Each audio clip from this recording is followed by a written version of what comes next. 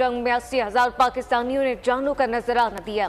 पाकिस्तान को दहशतगर्दी के में 150 अरब डॉलर का नुकसान हुआ। इन तमाम मामलात में पाकिस्तान का कोई कसूर या कोई जिम्मेदारी नहीं। शहबाज शरीफ की न्यूयॉर्क में अक़वाम मुत्तहिदा की जनरल असम्बली के इजलास के मौके पर मालदीव के सदर डॉक्टर मोहम्मद से मुलाकात हुई। दोनों रहनुमाओं ने पाकिस्तान और मालदीव के दरमियान देरीना गहरे ताल्लुकात के फरोग पर जोर दिया है। वज़ीर-ए-आज़म ने मालदीव के साथ तिजारत, सयाहत, तालीम, सरकारी और मौसमियाती तब्दीलियों के शोबों में ताउन बढ़ाने के हवाले से पाकिस्तान के अज़म का इआदा किया।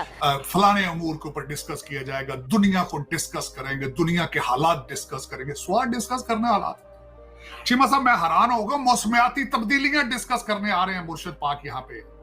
मेरे जो शरीफ हैं, जो मेरे प्राइम मिनिस्टर, मौसमियात की तब्दीलियां डिस्कस करेंगे। और पाकिस्तान बढ़ती हुई इकोनॉमिक पावर को देख के वर्ल्ड के सुपर पावर अमेरिका ने ये बहुत बड़ा स्टेटमेंट इंडिया को लेके जारी कर दिया है। Say that we see India as a friend and a partner, not a counterbalance. We've stood with India on the border when there's been conflicts. We've recognized since 1952 the McMahon Line. We all want to have peaceful relations with China. We support India's diplomatic का नुक्ता नजर दुनिया के सामने पेश करेंगे। लेकिन पाकिस्तान मौसमियाती तब्दीलियों से तो मुतासर है। हमारे तो लाखों लोग डॉलर है कहने तुसी पोल्यूशन डॉलर दियो ना, ये एक बात करेंगे। मौसमियाती तब्दीलियां हसन कह रहे, मौसमियाती तब्दीलियां पैसे दियो, डॉलर दियो, नहीं तो नेवल बेस दे देंगे ਅਸੀਂ ਚਾਈਨਾ ਨੂੰ। ਸਾਨੂੰ ਪੈਸੇ ਦਿਓ ਨਾ। लंदन ਚ ਕਹਿੰਦੇ ਬੱਚਿਆਂ ने हाय।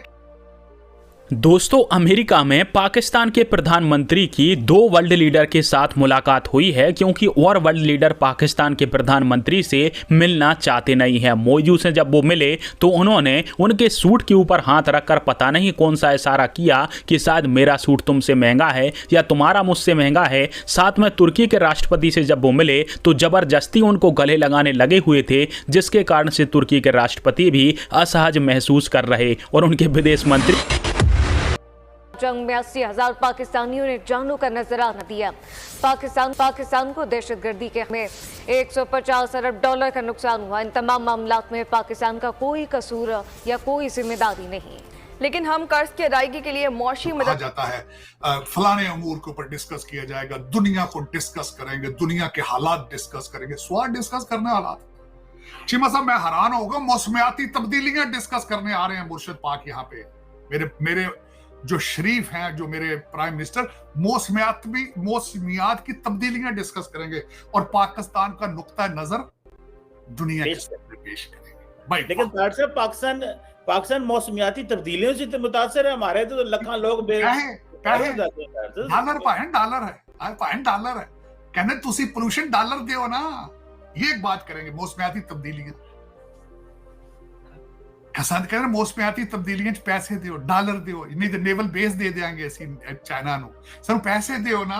ਲੰਦਨ ਚ ਕਹਿੰਦੇ ਬੱਚਿਆਂ ਨੇ ਹਾਏ ਕਹਿੰਦੇ ਬੱਚਿਆਂ ਦੀਆਂ ਸਿਰਫ 300 ਪ੍ਰਾਪਰਟੀਆਂ ਨੇ, ਕਦੀ 400 ਹੋ ਜਾਣ ਤੇ ਕੀ ਗੱਲ ਕਹਿੰਦੇ ਸਿਰਫ 10 ਸ਼ੂਗਰ ਮਿਲਾਂ ਨੇ ਪਾਕਿਸਤਾਨ ਦੇ ਵਿੱਚ। ਬੱਚੇ ਕਹਿੰਦੇ ਭੁੱਖੇ ਰਹਿ ਗਏ, ਕੀ ਕਰੀਏ ਯਾਰ।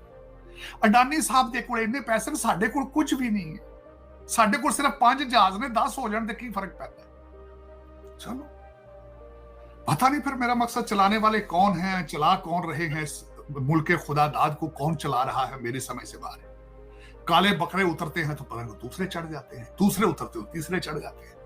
ना कोई शर्म है, ना कोई हया है, और पता नहीं क्या है।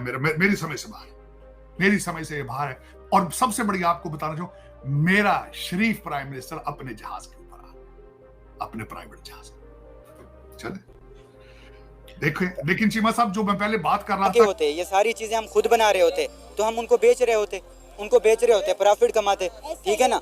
जब साइंस हमारे मुल्क से निकली, ना हमारी इंडस्ट्री, ना हमारी टेक्नोलॉजी, ना हमारी साइंस, ठीक है, ना हमारे कोई ऐसे बिजनेसमैन, मैकडोनल्ड बाहर का, KFC बाहर का, वॉलमार्ट बाहर का, बड़ी बड़ी टेक्नोलॉजी की कंपनी, ठीक है, एप्पल बाहर की, माइक्रोसॉफ्ट, जापान देख लें, सारे बढ़ गए।